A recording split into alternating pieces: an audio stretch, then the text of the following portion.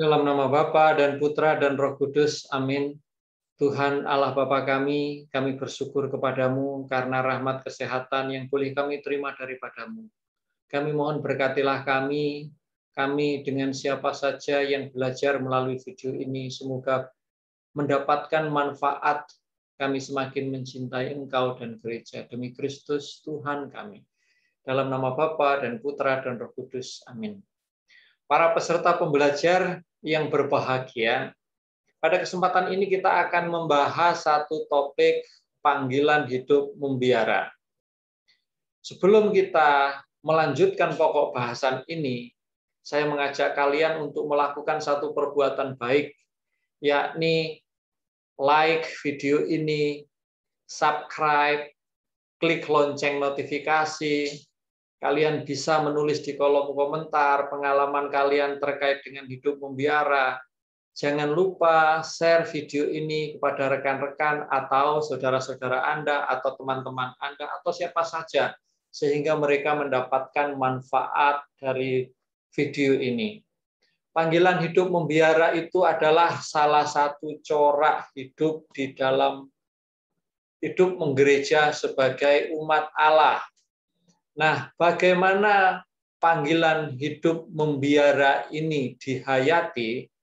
Saat ini kita akan belajar dari seorang tokoh, seorang santa yang sangat terkenal, yaitu Santa Teresia dari Kanak-kanak Yesus. Santa Teresia Kanak-kanak Yesus atau Teresia Martin dilahirkan di kota Alençon, Prancis pada tanggal 2 Januari tahun 1873. Ayah dan ibunya ini mempunyai 9 anak, banyak banget, 4 meninggal, jadi ada 5 yang hidup. Dan kalian tahu bahwa kelima bersaudara ini semuanya putri menjadi biarawati. Halo. Anak-anak, Santa Teresia berumur 4 tahun pada waktu ibunya meninggal karena sakit kanker. Kalian bisa membayangkan di usia 4 tahun ditinggal meninggal oleh ibunya. Tentu keadaan sangat menyedihkan. Kakak Teresia ini sangat mencintai Teresia dan dia bertindak seolah-olah menggantikan ibunya. Jadi Santa Teresia ini, Teresia kecil ini dirawat, didampingi, dibimbing oleh kakaknya. Anak-anak, tidak lama kemudian ayahnya ini pindah ke kota Lisieux di Prancis sana. Di sana di tempat tinggalnya itu dekat dengan Biara Karmel, suster-suster yang selalu berdoa untuk dunia. Nah, pada saat Teresia ini berusia 10 tahun, berarti 6 tahun setelah meninggal ibunya, kakaknya yang selalu merawat dia, memperhatikan dia, namanya Pauline, itu masuk biara. Tentu Teresia kecil merasa kehilangan dan dia mengalami shock. Akhirnya dia jatuh sakit. Dia sudah dibawa berobat kemana-mana tetapi juga tidak sembuh.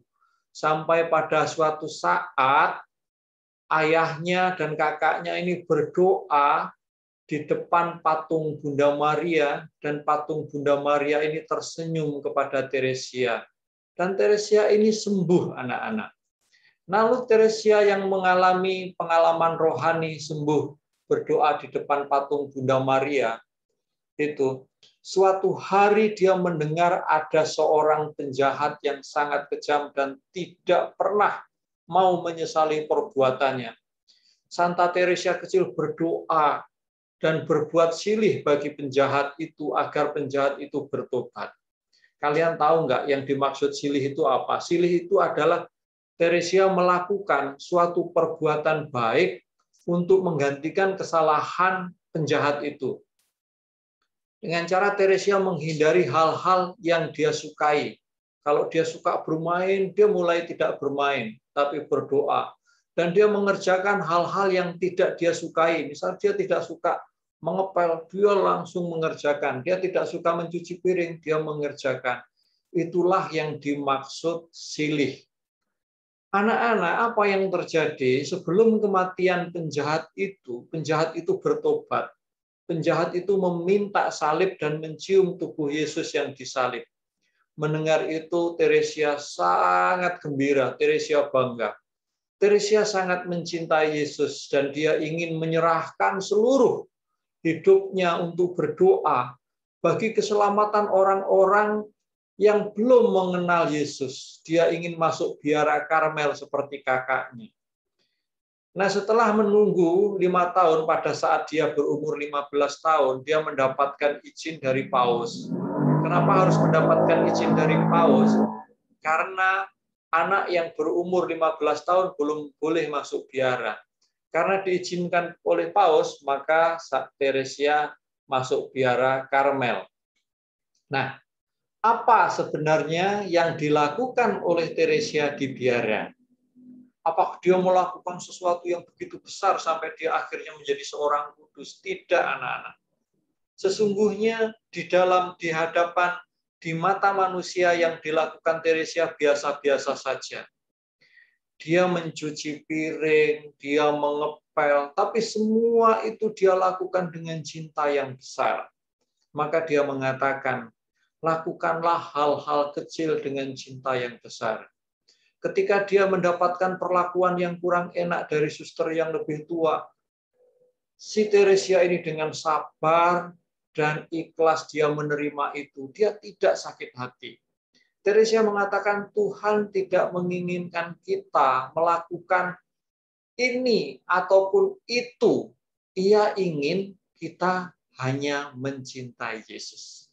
Jadi Teresia berusaha untuk selalu mencintai Yesus. Ia berusaha untuk senantiasa lemah lembut, sabar. Walaupun hal itu tidak mudah, tapi dia lakukan itu. Dia melayani suster-suster dengan sabar dan penuh cinta kasih. Seolah-olah dia melayani Yesus. Teresia menjadi suster di biara Karmel hanya 9 tahun. Karena dia terserang TBC. Lalu akhirnya dia meninggal. Menjelang ajalnya, Teresia memandang salib Yesus dan berbisik, "Oh, aku cinta padanya, Tuhanku, aku cinta padamu." Dan pada tanggal 30 September 1897, Teresia meninggal dunia. Ketika itu usianya masih 24 tahun, usia yang sangat muda. Dan sebelum meninggal, Teresia mengatakan demikian, "Dari surga aku akan berbuat kebaikan bagi dunia." Dan ia menepati janjinya, anak-anak. Semua orang dari seluruh dunia yang memohon bantuan dengan perantaraan Santa Teresia untuk mendoakan mereka, Tuhan mengabulkan doa-doa itu. Santa Teresia dari kanak-kanak Yesus akhirnya diangkat menjadi seorang kudus dan dijadikan pelindung bagi para misionaris, bagi orang-orang yang mewartakan Injil. Itulah Santa Teresia.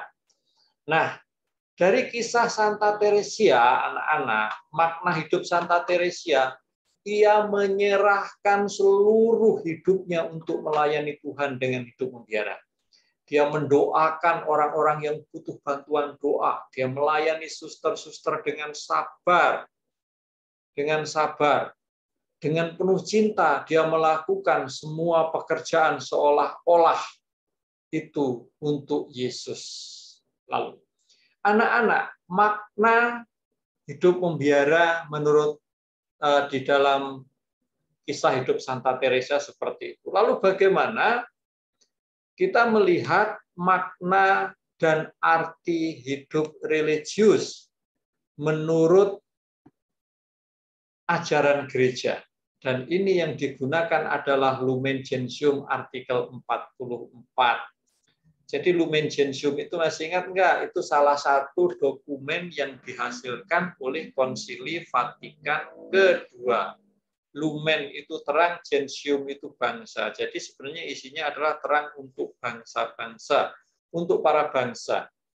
Nah, menurut Lumen Gentium artikel 44, hidup membiara itu disebut sebagai hidup bakti. Disebut juga kadang-kadang hidup religius. Jadi kalau mendengar kata hidup religius, itu yang dimaksud sebenarnya hidup membiara.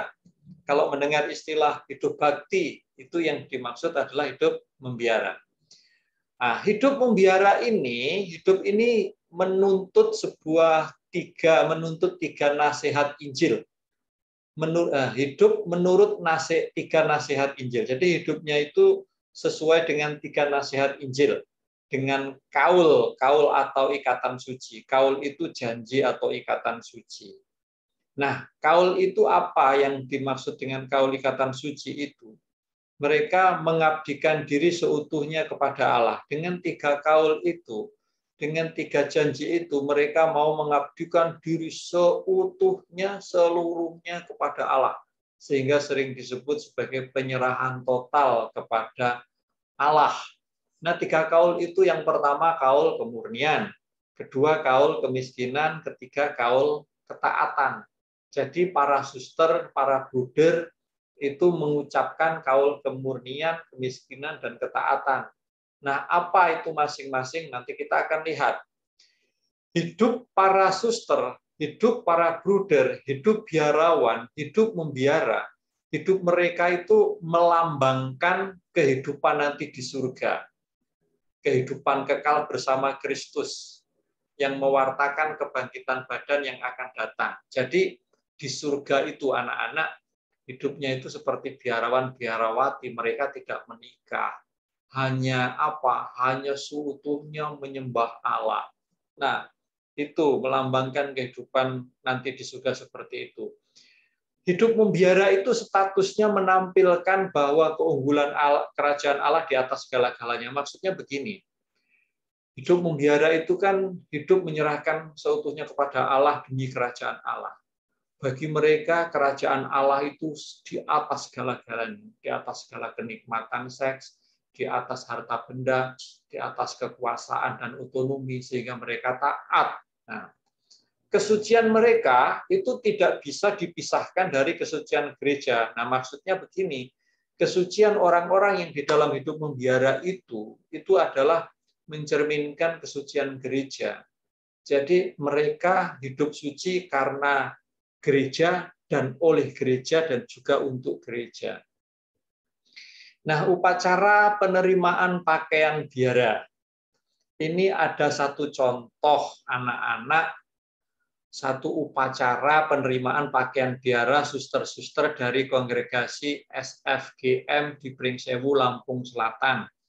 Jadi sebelum biarawati suster itu mengikrarkan, mengucapkan kaul, dia itu mengalami masa pendidikan namanya postulat, novisiat, lalu mereka pakai ada serah terima baju biara, baju putih dengan slayer itu. Nah, ini adalah salah satu contoh yang dilakukan upacara yang dilakukan oleh para suster.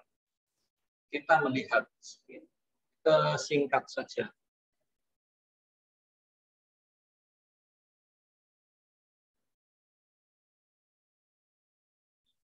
Bajunya putih-putih semua. Nah, mereka menerima baju biara, lalu mereka nanti mengenakan. Nah, setelah mereka mengenakan baju biara, biasanya mereka mengalami pendidikan 1 tahun, lalu mengikrarkan kaul yang tadi Bapak sebut itu. Oke. Nah, ada 3 kaul atau nasihat Injil tadi apa saja? Itu kemiskinan. Yang dimaksud kaul kemiskinan itu mereka berjanji untuk hidup sederhana, tidak terikat atau lekat oleh harta benda duniawi. Ya, istilahnya tidak tergantung pada benda-benda, nggak mempunyai HP ya nggak apa-apa. Jadi yang penting mereka menyerahkan hidupnya kepada Allah. Jadi harta itu nggak penting bagi mereka. Itu kaul kemiskinan. Kaul kemurnian, mereka berjanji untuk hidup murni dengan cara tidak menikah. Hidup tidak menikah itu disebut selibat. Orangnya namanya selibater. Kenapa mereka tidak menikah? Agar bisa melayani Tuhan dengan seluruh jiwa raganya. Kalau mereka menikah, mempunyai suami, mempunyai anak, ya perhatian fokusnya akan terbagi-bagi, nggak hanya kepada Tuhan, tetapi kepada anak, kepada keluarga. Nah, kalau dengan kaul kemurnian, mereka tidak menikah supaya mereka bisa menyerahkan seluruh hidupnya, jiwa raganya kepada Tuhan. Sedangkan kaul ketaatan, itu mereka berjanji untuk taat total kepada Tuhan melalui pimpinan. Jadi kalau pimpinannya itu mengatakan, misalkan nih, Suster Anastasia, besok suster akan saya pindah tugas ke Jakarta. Ya, suster akan berangkat. Tidak bertanya, kenapa? Saya nggak mau berdebat dulu. Tidak, itu kaul ketaatan. Dan mereka menghayati itu, ketaatan itu adalah suara pimpinan, yaitu suara Tuhan. Jadi ada 3 kaul ya anak-anak, kaul kemiskinan, kaul kemurnian, kaul ketaatan. Ini yang diucapkan oleh suster biarawati, oleh bruder biarawan, dan para imam yang dari kongregasi. Itu gambar itu, mereka tengkurap itu salah satu dalam upacara pengikraran kaul. Nah, sebagai refleksi anak-anak, baik kalian membuat doa secara tertulis untuk mendoakan para suster, para bruder, para pastor, agar mereka setia dalam panggilan. Kenapa? Karena hidup sebagai biarawan-biarawati, tidak menikah, miskin, taat, itu tidak mudah. Apalagi pada saat zaman situasi seperti sekarang ini. Mereka membutuhkan doa kita, maka marilah kita berdoa bagi mereka, agar mereka tetap setia di dalam panggilan. Itu saja anak-anak pelajaran kita hari ini. Kali ini panggilan hidup membiara. Semoga di antara kalian ada yang tertarik menjadi suster biarawati, menjadi bruder, atau menjadi pastor. Marilah kita tutup, dan sebelum kita tutup dengan doa, mari kita berbuat baik. 1, seperti pesan di awal tadi, like, subscribe, komen, share video ini kepada teman-teman Anda. Kita berdoa. Dalam nama Bapa, Putra, dan Roh Kudus. Amin. Tuhan, terima kasih Engkau telah memberkati kami dalam pelajaran hari ini. Semoga kami semakin mencintai Engkau dan gereja, mendoakan para pastor, para suster, para bruder untuk tetap setia di dalam panggilan. Demi Kristus, Tuhan kami. Amin. Dalam nama Bapa dan Putra dan Roh Kudus. Amin. Terima kasih para peserta pembelajar. Semoga kita selalu diberkati Tuhan dan tetap menjaga kesehatan. Amin.